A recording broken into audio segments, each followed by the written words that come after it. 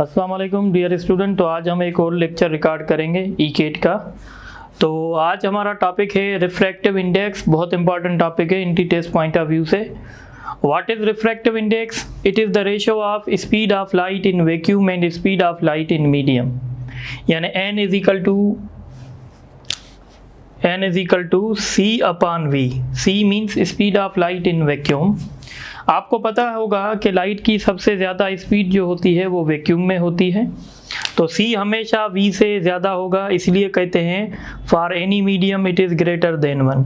Refractive index किसी भी medium की हमेशा 1 से ग्रेटर होती है। उसका रीज़न मैंने बताया है कि C ज़्यादा होता है, V कम होता है। अगर आप एयर की बात करेंगे तो एयर के लिए रिफ्रैक्टिव इंडेक्स 1 होगी, क्योंकि जितनी स्पीड लाइट की वैक्यूम में होती है उतनी ही एयर में होती है। The speed of light is high in vacuum, that is 3 × 10⁻⁸ metre पर सेकंड। ठीक है। उसके बाद एक फेनोमेना है रिफ्रैक्शन। रिफ्रैक्शन क्या है? तो हम कहते हैं the bending of light towards normal और away from the normal is called refraction.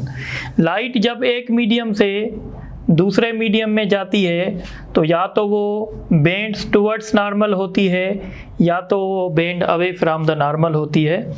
इस फेनोमेना को कहते हैं रिफ्रैक्शन। द बेंडिंग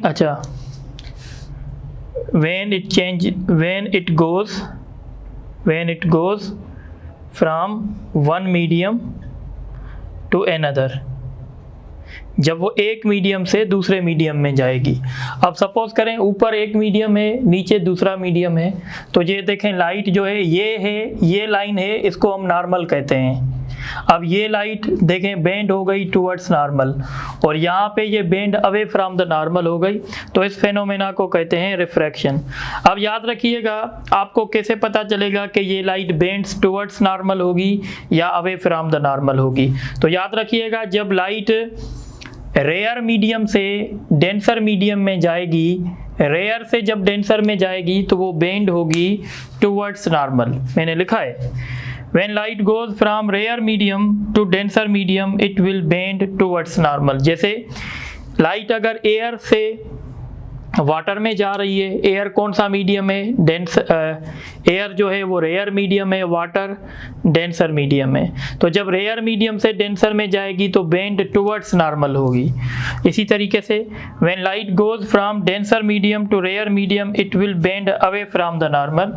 और जब लाइट, ये ऊपर वाला डेंसर है, नीचे वाला रेयर है, जब डेंसर से रेयर में जाएगी तो bend away from the normal होगी। ये स्पीड का कम या ज़्यादा होने से होता है।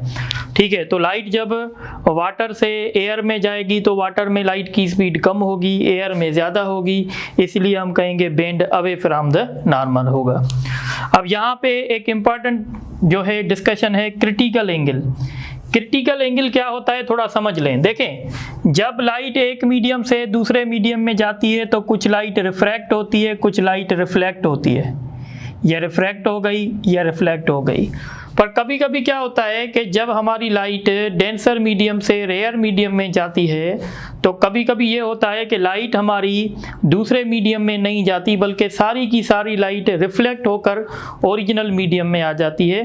तो अब आप समझें, जब हमारी इंसिडेंट एंगल, ये देखें, जब हम डेंसर से रेयर में जा रहे हैं तो ये हमारी एक एंगल थी और आपने देखा ये bend away from the normal होगा। अगर हमने एंगल को और बढ़ाया तो ये रिफ्रैक्टेड रे नॉर्मल के साथ 90 डिग्री बनाएगा।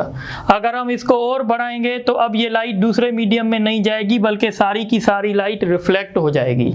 तो अब बात समझें, the incident angle eight which refracted रे मेक्स एन एंगल 90, यानी वो इंसिडेंट एंगल जिस पे रिफ्रैक्टेड रे 90 डिग्री की एंगल बनाता है नॉर्मल के साथ, उसको कहते हैं क्रिटिकल एंगल। अब क्रिटिकल एंगल जब हम समझते हैं, जैसे यहाँ देखें, ये डेंसर मीडियम है, ये रेयर मीडियम है, तो ये एक ऐसी एंगल है जहाँ पे रिफ्रैक्टेड रे नॉर्मल के साथ 90 डिग्री की एंगल बना रहा है, तो इस एंगल को कहेंगे क्रिटिकल एंगल।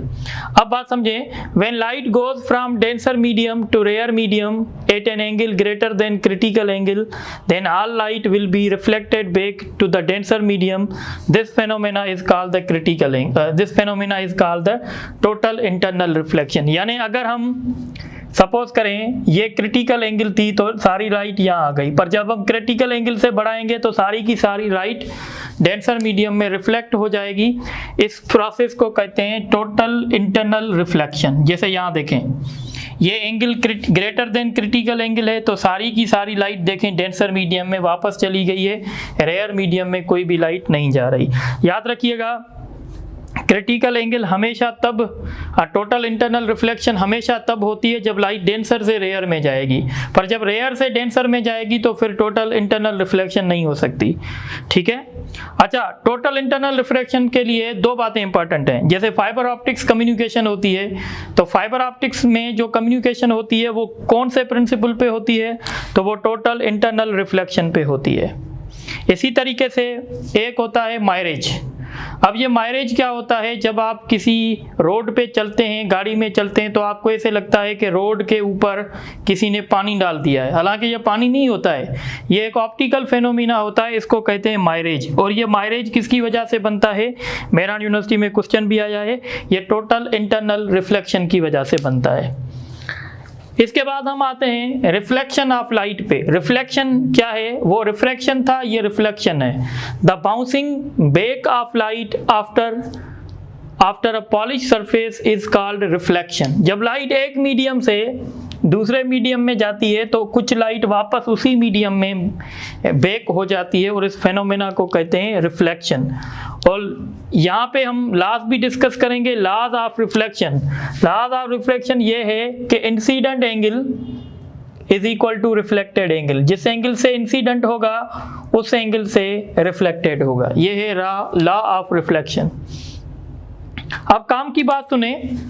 काम की बात यह है कि when light bounce off from denser medium, जब लाइट डेंसर मीडियम से बाउंस करेगी या डेंसर मीडियम से रिफ्लेक्ट होगी ना, ये देखें, अगर ये ऊपर वाटर है नीचे एयर है, आपको पता है वाटर जो है, या ऐसे समझें ये एयर है और नीचे ये वाटर है। अब ये लाइट कहाँ से रिफ्लेक्ट हुई है, ये लाइट वाटर से रिफ्लेक्ट हुई है। तो जब लाइट डेंसर मीडियम से रिफ्लेक्ट होगी उसमें फेज रिवर्सल आएगा 180 डिग्री का, पर जब लाइट रेयर मीडियम से रिफ्लेक्ट होगी तो उसमें फेज रिवर्सल नहीं आएगा। तो लिखा है when light bounce off from denser it undergoes a phase reversal of 180 degree. अब ये टॉपिक करवाने का हमारा मतलब क्यों था, क्योंकि एक्चुअली हम आपको समझाना चाहते हैं interference in thin film. What is interference in thin film, तो हम कहते हैं soap bubbles and oil floating on the surface of water are colourful due to interference. जब आप देखेंगे, आपने देखा होगा कि अगर पानी में एक कतरा हम ऑयल का डाल दें और उस पर जब सन की लाइट पड़ती है तो हमें कलरफुल फ्रिंजेस नज़र आती हैं। या अगर किसी पानी में हम सोप डाल देते हैं तो उसके जो बबल्स बनते हैं वो भी कलरफुल बनते हैं। वो किसकी वजह से बनते हैं, वो इंटरफेरेंस इन थिन फिल्म की वजह से बनते हैं। फिल्म का मतलब क्या होता है, सपोज करें ये ऊपर भी एयर है या ये ऊपर वाटर है, नीचे भी वाटर है, और इन दोनों के बीच में हमने छोटा सा लेयर एयर का बनाया है, तो हम कहेंगे ये एयर की फिल्म बन गई है। ठीक है, इसी तरीके से अब हम समझेंगे इंटरफेरेंस इन थिन फिल्म। अब सपोज करें ये हमारा एयर है, एयर की हमने थिन फिल्म बनाई है, तो ये रे नंबर 1 है, ये रे नंबर 1 आएगा, ये रे नंबर 1 आएगा और ये यहाँ से रिफ्लेक्ट हो जाएगा। अब ये कहाँ से रिफ्लेक्ट हुआ है, एयर से। एयर कौन सा मीडियम है, रेयर मीडियम है, तो इसका मतलब है इसमें फेज रिवर्सल नहीं आएगा क्योंकि ये एयर से रिफ्लेक्ट हो चुका है। इसी तरीके से ये जब अंदर आएगा तो अब ये रिफ्लेक्ट होगा किसी डेंसर मीडियम से, या समझें ये ऊपर वाटर है, ये भी वाटर है, तो रे नंबर 1 में फेज रिवर्सल नहीं आएगा क्योंकि ये एयर से रिफ्लेक्ट हुआ है। एयर एक किस्म का रेयर मीडियम है, और ये जब यहाँ से रिफ्लेक्ट होगा तो ये वाटर से हो रहा है, वाटर डेंसर है, तो रे नंबर 1 में फेज रिवर्सल नहीं आया। रे नंबर 2 में फेज रिवर्सल आया, तो एक रे में फेज रिवर्सल आ रहा है, दूसरे में फेज रिवर्सल नहीं आ रहा। इसकी वजह से जो हमारी कंडीशंस, जो मैक्सिमा की कंडीशन हमने यंग डबल स्लिट एक्सपेरिमेंट में पढ़ी थी, वो यहाँ पे मिनिमा की कंडीशन हो जाएगी, और जहाँ पे हमने वो मिनिमा की पढ़ी थी यहाँ पे वो मैक्सिमा की हो जाएगी। क्यों हुआ है ऐसा? फेज रिवर्सल की वजह से। और फेज रिवर्सल क्यों आया है? क्योंकि लाइट डेंसर मीडियम से रिफ्लेक्ट हुई है। तो कंडीशन फॉर मैक्सिमा, तो मैक्सिमा की कंडीशन है 2nt। ये 2nt जो है ये यहाँ पे एक किस्म का पाथ डिफरेंस है। 2nt is the path difference. So when path difference is equal to m plus 1/2 lambda, this is the condition for maxima in thin films. And when path difference 2nt is equal to m lambda, this is the condition for minima. और मैंने clear cut लिखा है the condition are reversed due to phase reversal. phase reversal की वजह से ये condition जो है वो रिवर्स हो गई है। तो आप ये नोट करें। हाँ, तो अब हम डिस्कस करेंगे Newton rings. What are Newton rings? An air wedge can be formed between a plano-convex lens and a glass sheet. When this arrangement is illuminated, the colorful rings are observed, known as Newton's ring. Air wedge हम बनाएंगे। Air veg उसको कहते हैं, यानी air की वो film जिसकी thickness very होती जाए। तो अब अगर आप देखें, हमारे पास एक प्लेनो कॉन्वेक्स लेंस है और उसको हमने गिलास शीट के साथ रखा है। अगर आप यहाँ इनके बीच में देखेंगे तो यहाँ पे एयर है, पर इस एयर की फिल्म हमने बनाई है, पर इसकी थिकनेस वेरी हो रही है। ठीक है, पॉइंट ऑफ कांटेक्ट पे देखेंगे तो थिकनेस इसकी 0 हो जाएगी। अब जब हम इस अरेंजमेंट को इल्यूमिनेट करेंगे, लाइट इंसिडेंट करवाएंगे, तो हमें सर्कुलर रिंग्स ऑब्जर्व होंगी, और इन रिंग्स को कहते हैं न्यूटन रिंग्स। ये रिंग्स बेसिकली क्यों बन रही हैं? तो ये रिंग्स बेसिकली इंटरफेरेंस की वजह से बन रही हैं। तो Newton rings shows the interference of light. अब कैसे देखें, सपोज करें ये एक रे है, ये इंसिडेंट हुआ, ये जब यहाँ से इसके बाद इसको एयर मिलेगी, यानी ये रेयर मीडियम से रिफ्लेक्ट हुआ, और ये फिर एयर के बाद डेंसर मीडियम से रिफ्लेक्ट हुआ, तो ये दो रेज आपस में इंटरफेरेंस करेंगे। तो जब इंटरफेरेंस करेंगे तो हमें ब्राइट फ्रिंज भी मिल सकती है, डार्क भी मिल सकती है, डिपेंड करेगा पाथ डिफरेंस पे। एक रे में फेज रिवर्सल नहीं आएगा, फिर रे नंबर 1 में फेज रिवर्सल नहीं आएगा क्योंकि वो एयर से रिफ्लेक्ट हुआ है, और रे नंबर 2 में फेज रिवर्सल आएगा क्योंकि वो डेंसर मीडियम से रिफ्लेक्ट हुआ है। तो इस तरीके से यहाँ पे भी जो मैक्सिमा और मिनिमा की कंडीशन होंगी वही होंगी जो हमने इंटरफेरेंस इन थिन फिल्म पढ़ी थी, क्योंकि एक में आ रहा है फेज रिवर्सल, दूसरे में फेज रिवर्सल नहीं आ रहा। अच्छा, अब यहाँ पे ये जो रिंग बनेगी, इस रिंग का एक रेडियस होगा। तो रेडियस फाइंड करने का फार्मूला है radius of nth bright ring.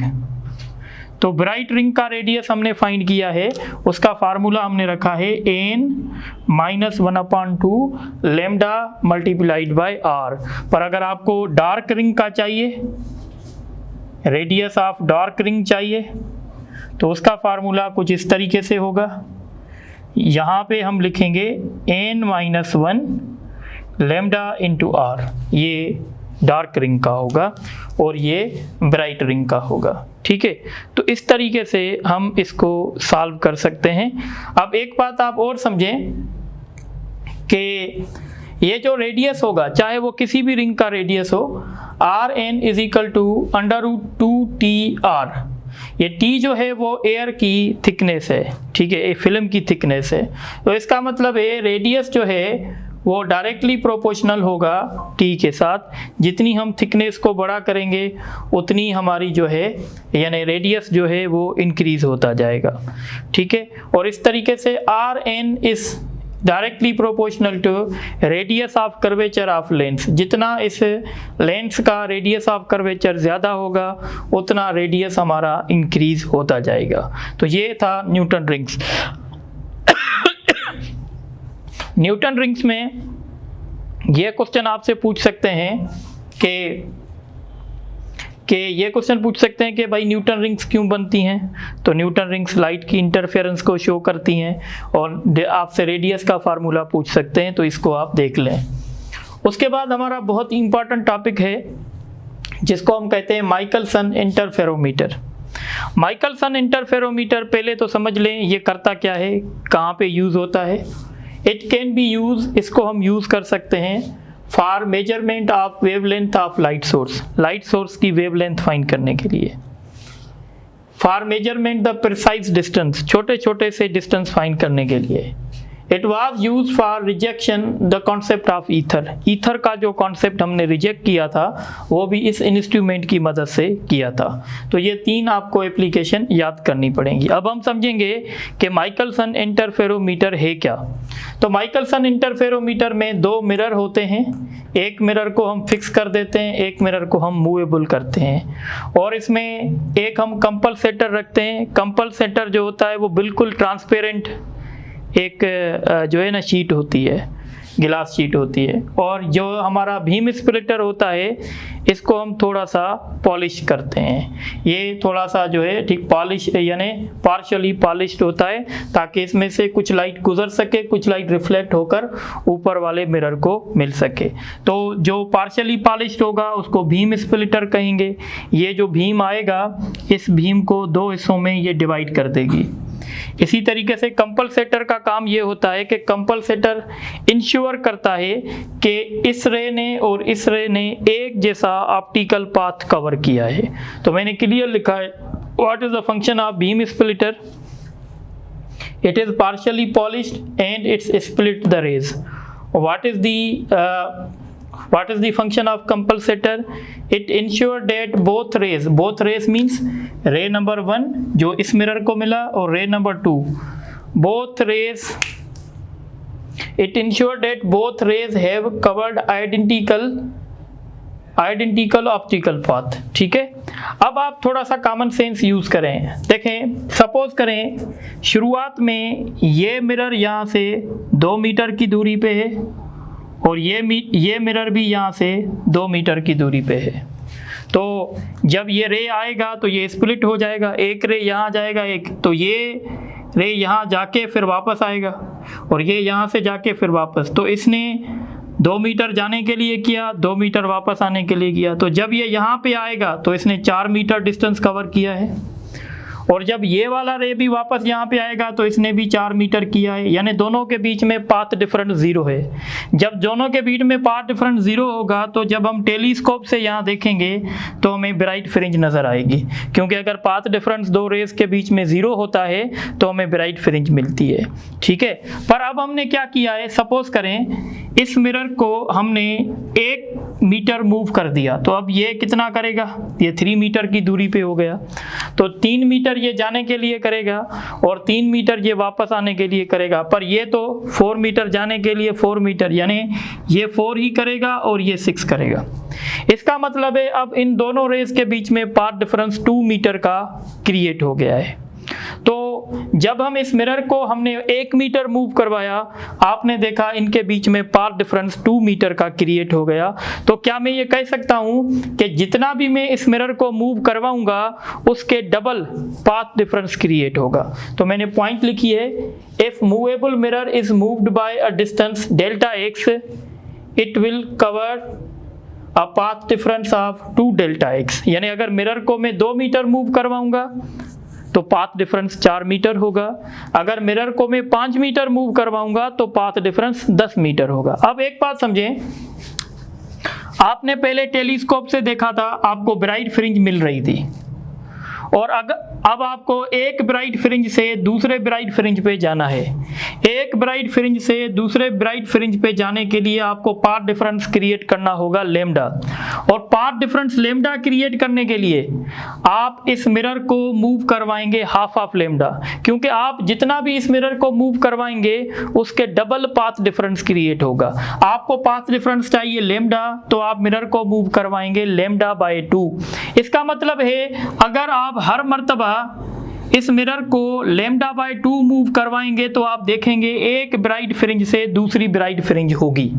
Suppose करें आपने इस मिरर को मूव करवाया और आपने देखा एम ब्राइट फ्रिंजेस क्रॉस हो गई, या सपोज करें दो ब्राइट फ्रिंजेस क्रॉस हो गई, तो अगर मैं आपसे पूछूं आपने मिरर को कितना मूव करवाया, तो आप कहेंगे एक ब्राइट फ्रिंज तब गुजरेगी जब हम मिरर को मूव करवाएंगे λ/2, दूसरी ब्राइट फ्रिंज तब गुजरेगी जब हम और λ/2 मूव करवाएं।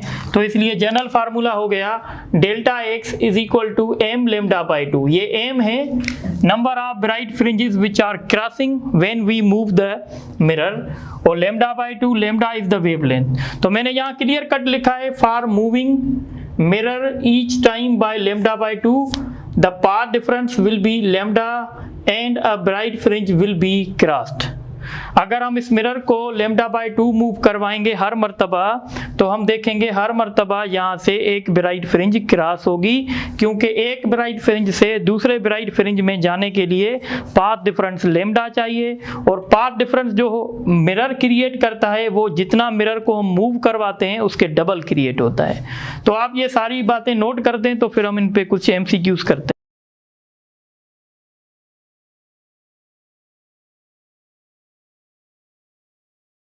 अच्छा, तो अब हम ये कुछ MCQs करते हैं। एक MCQ है the wavelength of light in air is 10 centimetre if its goes in a medium whose refractive index is 4, find the wavelength. तो ये फार्मूला भी नोट कर लें। n बराबर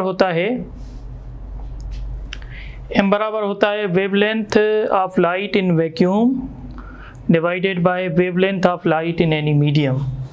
तो एनी मीडियम में होगी डिवाइडेड बाय n, तो 10 डिवाइडेड बाय 2 यानी 2.5।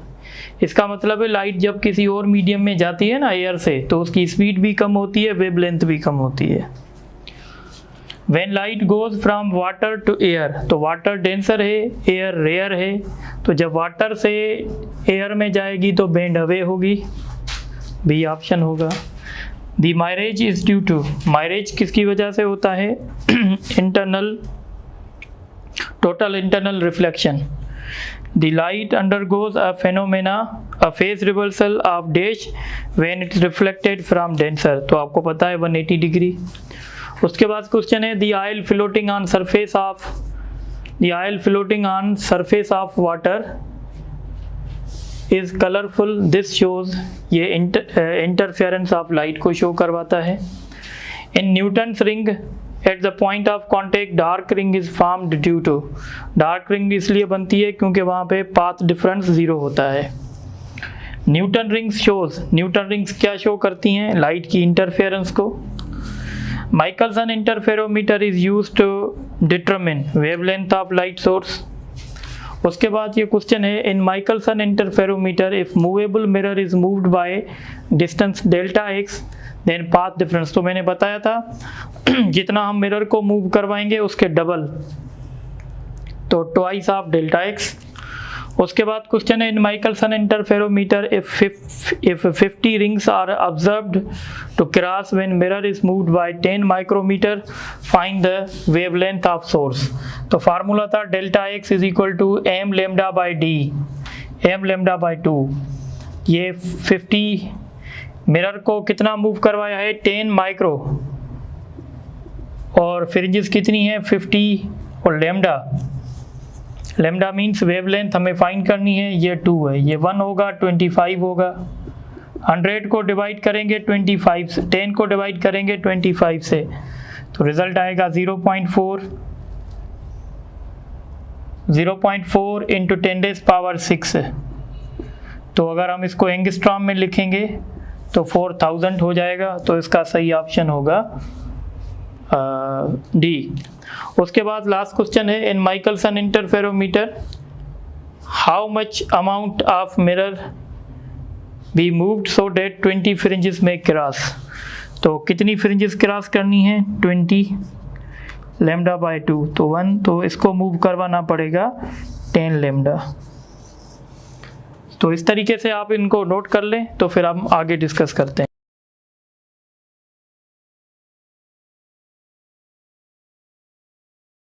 अच्छा, अब हम डिस्कस करेंगे diffraction of light. What is diffraction of light? The bending of light around the corner of an obstacle और a small opening into region of geometrical shadow is called diffraction. अब देखें, suppose करें ये एक छोटी सी opening है और ये हमारी स्क्रीन है, तो जब लाइट यहाँ से पास होगी तो हम देखेंगे सिर्फ ये वाला हिस्सा हमें रोशन नज़र आना चाहिए, पर हकीकत में ये होता है लाइट यहाँ से बेंड होके इस पूरे हिस्से को रोशन कर देती है, इल्यूमिनेट कर देती है।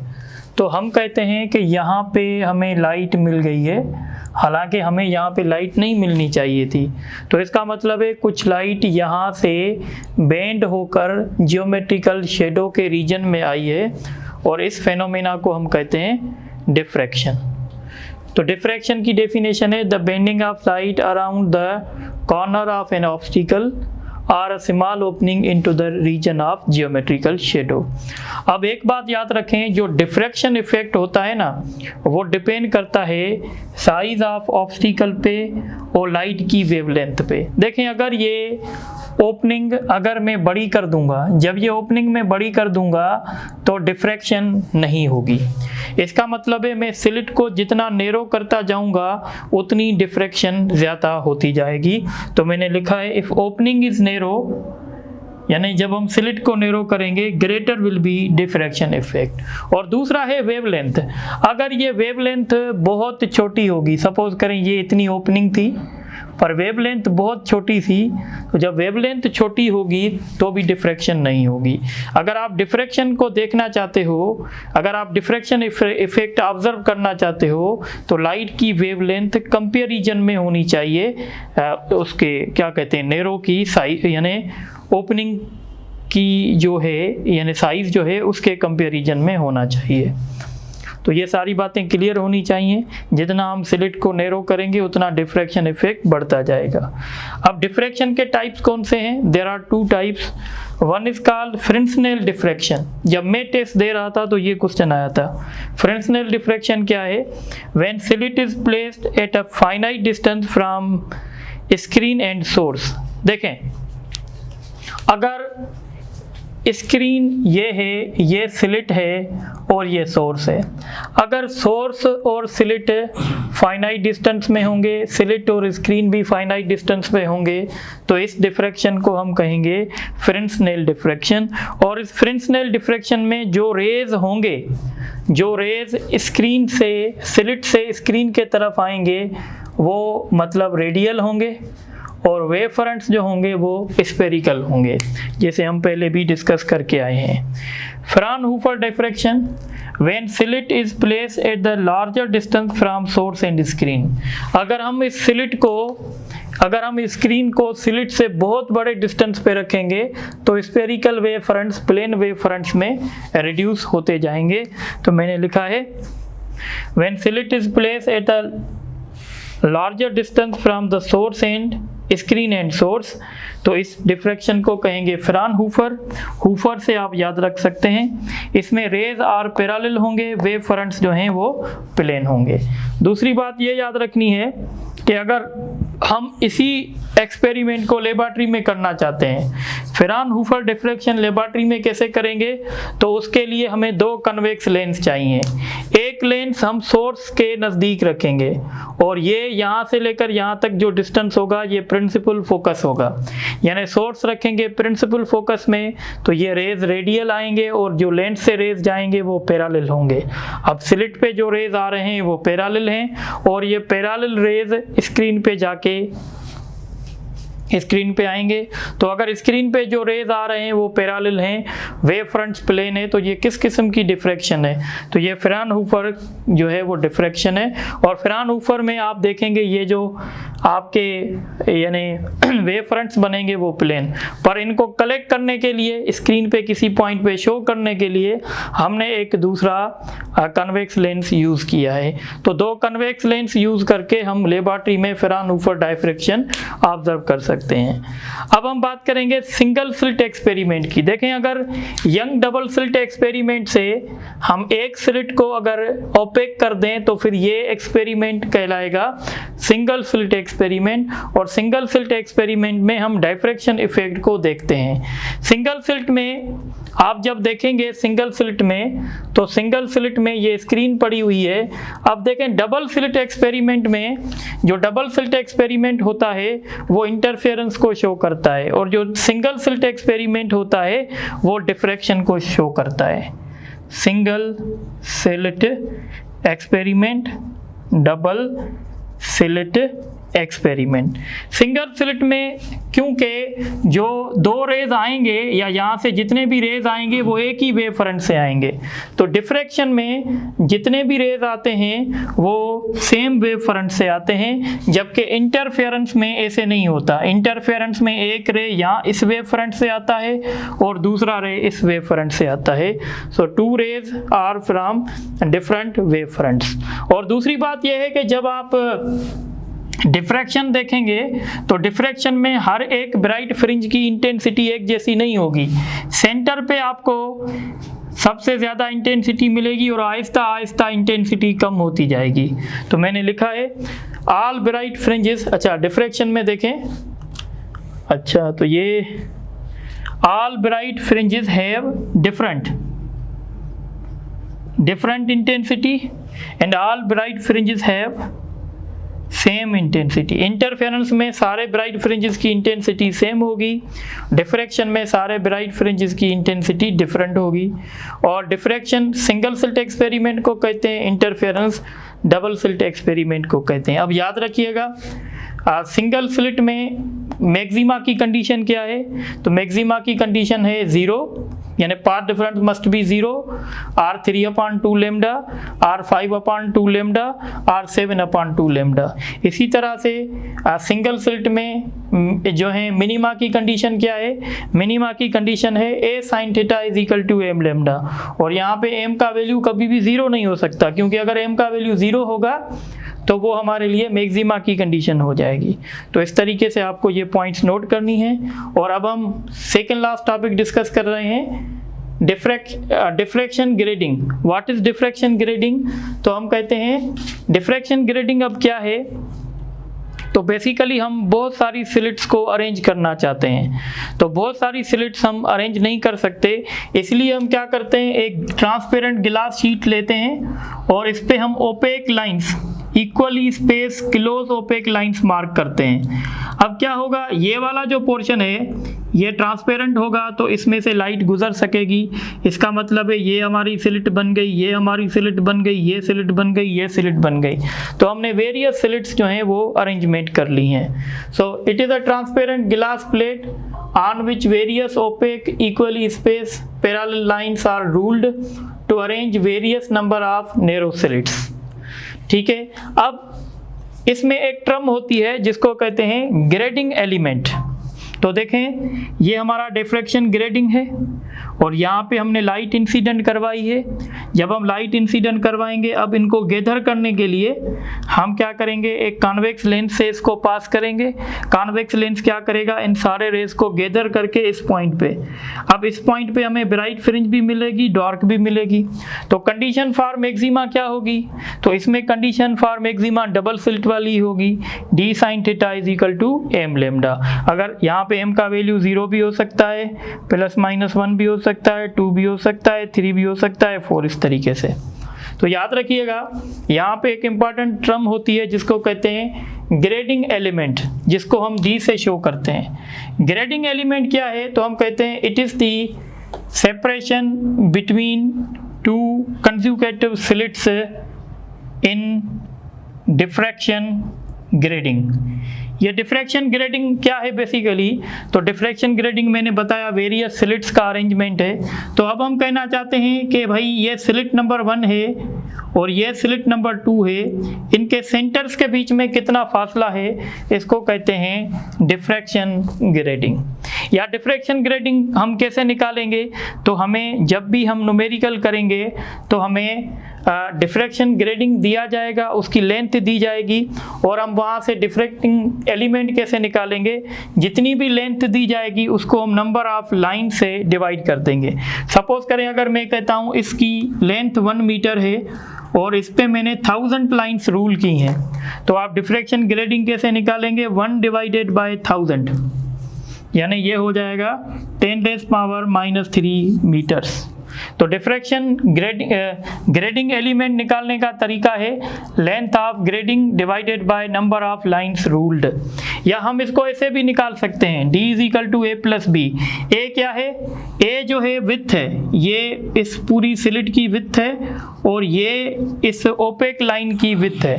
तो हम डिफ्रैक्शन ग्रेडिंग ऐसे भी निकाल सकते हैं, विड्थ ऑफ स्लिट और इसमें प्लस करेंगे opaque spacing between 2 consecutive slits. ये देखें, ये मैंने ऐसे ओपेक लाइन रूल की है, ये पूरी, ठीक है, और इस तरीके से ये मैं इसको मैग्नीफाई करके दिखा रहा हूँ। तो ये जो है, ये अगर आप देखेंगे तो ये क्या है? ये विड्थ ऑफ स्लिट है A और ये विड्थ ऑफ ओपेक लाइन है B। तो अगर हमें ग्रेडिंग एलिमेंट चाहिए D, तो कैसे मिलेगा? A+B, यानी हम इन दोनों को सम कर देंगे। तो ये एक्चुअली है डिफ्रैक्शन ग्रेडिंग। तो डिफ्रैक्शन ग्रेडिंग भी आपको याद होना चाहिए, इसमें मैक्सिमा की कंडीशन भी याद होना चाहिए, और सबसे इम्पॉर्टेंट जो बात इसमें है वो ग्रेडिंग एलिमेंट है। ग्रेडिंग एलिमेंट निकालेंगे कैसे? उसके लिए हमें डिफ्रैक्शन ग्रेडिंग की हमें लेंथ दी जाएगी और बताया जाएगा कि हमने इस पे कितने लाइंस रूल की हैं, तो फिर हम वहाँ से निकाल सकते हैं। आप इसको नोट करें।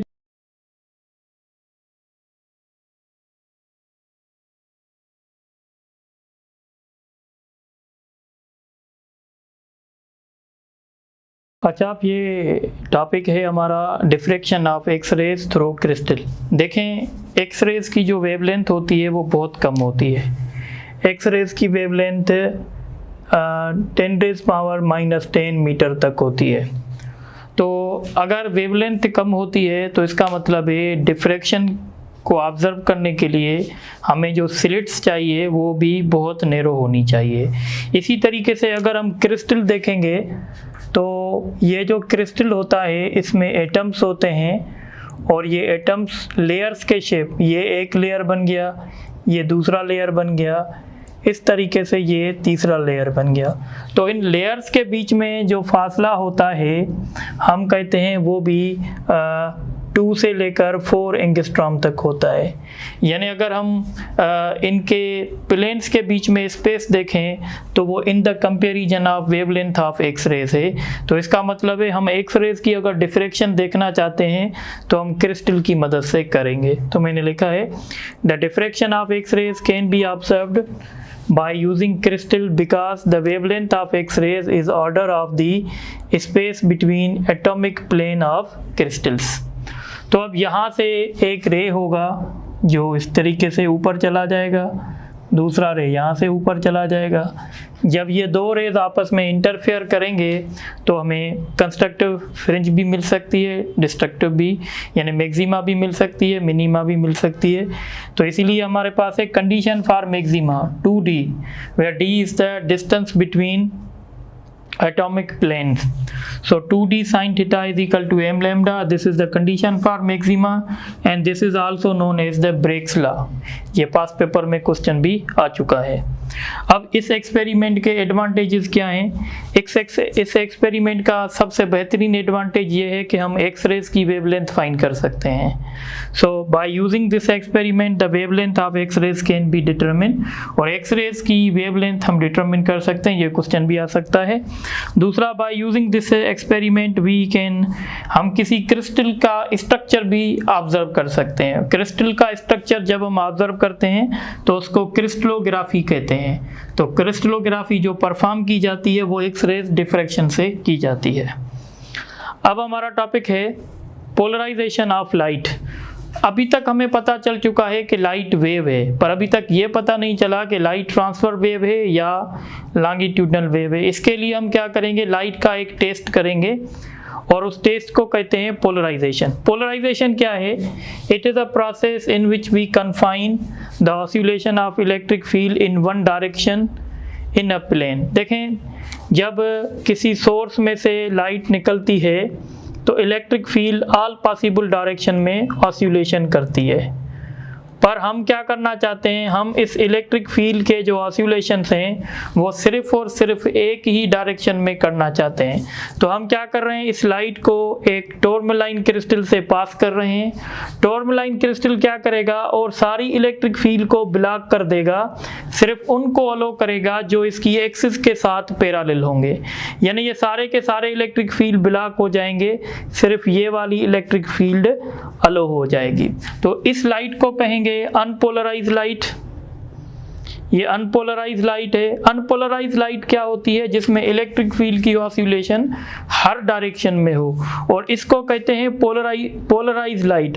पोलराइज लाइट सिर्फ और सिर्फ एक डायरेक्शन में इलेक्ट्रिक फील्ड की ऑसिलेशन होगी। तो ये जो मेथड हमने डिस्कस किया है इसको कहते हैं पोलराइजेशन बाय सिलेक्टिव एब्जॉर्प्शन, और इसमें हम टूरमैलाइन क्रिस्टल यूज करते हैं, ठीक है। और इस मेथड को कहते हैं पोलराइजेशन बाय सिलेक्टिव एब्जॉर्प्शन, ठीक है। अच्छा, अब पोलराइजेशन हमें क्या बता रही है, पोलराइजेशन हमें ये बताती है कि लाइट के वेव जो है वो ट्रांसफ़र है। याद रखिएगा, जितने भी ट्रांसफ़र वेव्स हैं वो पोलराइज हो सकती हैं। जो लॉन्गिट्यूडनल वेव होगी वो पोलराइज नहीं होगी। जैसे हम कहते हैं साउंड पोलराइज नहीं हो सकता क्योंकि वो लॉन्गिट्यूडनल वेव है। Polarisation of light shows that light is a transverse wave. कभी कभी क्वेश्चन आता है which of the following shows that light is a transverse wave, तो पोलराइजेशन। साउंड के नॉट बी पोलराइज, साउंड को पोलराइज नहीं कर सकते because it is a longitudinal wave. जो लॉन्गिट्यूडनल वेव होगी उसको कभी भी पोलराइज नहीं कर सकते। On polarisation intensity of light decreases, ये भी इंपॉर्टेंट है क्योंकि आपने देखा हमारे पास इतनी इलेक्ट्रिक फील्ड थी पर पोलराइजेशन करने से इलेक्ट्रिक फील्ड के वेक्टर कुछ सप्रेस हो गए हैं, इसलिए हम कहेंगे कि इंटेंसिटी कम हो जाएगी।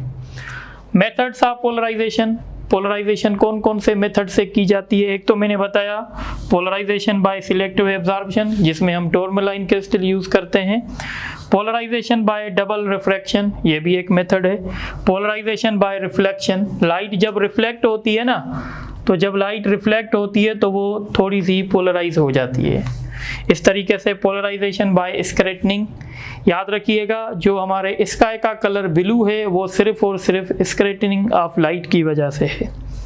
यूजेस इसके क्या हैं, it is use to cut the glare. आपको पता है कि जब हम रात में गाड़ी चलाते हैं तो सामने वाली जब गाड़ी आती है तो ड्राइवर एक किस्म का ग्लेयर फील करता है।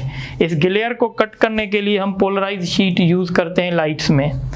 It is used in sunglasses, sunglasses में यूज़ करते हैं। It is used to check the optical activity of substance.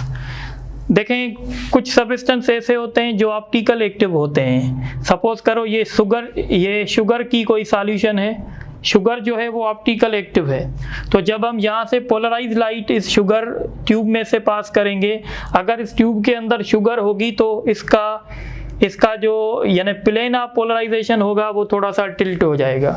अगर इसका प्लेन ऑफ पोलराइजेशन थोड़ा सा टिल्ट हो गया तो इसका मतलब है इस सॉल्यूशन के अंदर शुगर है, यानी हम एक्टिविटी ऐसे चेक करते हैं। It is used to produce sky effect in photography. Photography में जो कैमरा के ऊपर एक शेड लगा होता है वो बेसिकली पोलराइज शीट होती है जो इसका इफेक्ट क्रिएट करती है। इस तरीके से हमारा चैप्टर नंबर 9 कंप्लीट हुआ। मैंने अपनी पूरी एफर्ट्स की हैं कि लिमिटेड टाइम में आपको अच्छा कॉन्सेप्ट दे सकूं। अब कुछ MCQs करते हैं, तो MCQs पे फोकस करें। MCQs नंबर 1 है, in diffraction grating 100 lines are ruled per mm, find the grating element. तो ग्रेडिंग एलिमेंट मैंने बताया था लेंथ, तो लेंथ क्या हुई है पर mm मीन्स 10⁻³ और हमने लाइन्स कितनी रोल की हैं 1000 मीन्स 10⁻⁶, तो ये होगा 10⁻⁻6 मीटर्स। उसके बाद दूसरा एक न्यूमेरिकल है, in diffraction grating 4th order maxima is observed at the 30 degree. If the wavelength of source is 5000 angstrom, find the number of lines. तो सबसे पहले हम D फाइंड करेंगे, m लैम्डा। D हमें पता नहीं है, पता लगाना है। 30 का वैल्यू 1/2 है। ऑर्डर है हमारा 4 और वेवलेंथ है 5000 एंगस्ट्रॉम है तो -10, तो ये इससे मल्टीप्लाई करेगा तो ये 20,000 होगा, 2 से मल्टीप्लाई करेगा तो ये 40,000 होगा, इंटू 10⁻⁻6, 1 2 3 4, तो ये d होगा 4 इंटू 10⁻⁻6। अब आप d से n कैसे फाइंड करेंगे, तो d बराबर होती है 1/n, तो n बराबर होगी 1/d, तो 4 इंटू 10⁻⁻6। 1 को डिवाइड करेंगे 4 से तो रिजल्ट आएगा 0.25 इंटू 10⁻+6। तो इसका मतलब है 2500 लाइन्स हमने रूल की हैं पर मीटर। तो इसका ऑप्शन है 50,000, 2500, 1250। तो इसका सही ऑप्शन क्या होगा, बी। उसके बाद क्वेश्चन है which of the following can not be polarise. कौन सी चीज़ हम पोलराइज नहीं कर सकते। लाइट वेव, लाइट को पोलराइज कर सकते हैं क्योंकि ट्रांसफर वेव है। स्ट्रिंग वेव भी पोलराइज हो सकती है क्योंकि ये भी ट्रांसफर है। साउंड नहीं हो सकता क्योंकि ये लॉन्गिट्यूडनल वेव है। उसके बाद क्वेश्चन है which of the following is or method of polarization. कौन से मेथड हैं पोलराइजेशन के, तो number A polarization by reflection, polarization by double refraction, polarization by scattering, all of these, तो सारे सही हैं। उसके बाद क्वेश्चन है the colour of sky is blue due to, तो स्काई का कलर ब्लू किसकी वजह से होता है, स्क्रूटिनिंग ऑफ लाइट की वजह से। उसके बाद क्वेश्चन है which of the following is Bragg's equation, तो ब्रेक्स इक्वेशन अभी हमने पढ़ी थी 2 sin theta is equal to m lambda. उसके बाद लास्ट क्वेश्चन है the wavelength of X rays can be determine, तो एक्स रेज की वेवलेंथ हम कैसे डिटरमिन कर सकते हैं, by using the X rays diffraction. तो इस तरीके से चैप्टर नंबर 9 कंप्लीट हुआ।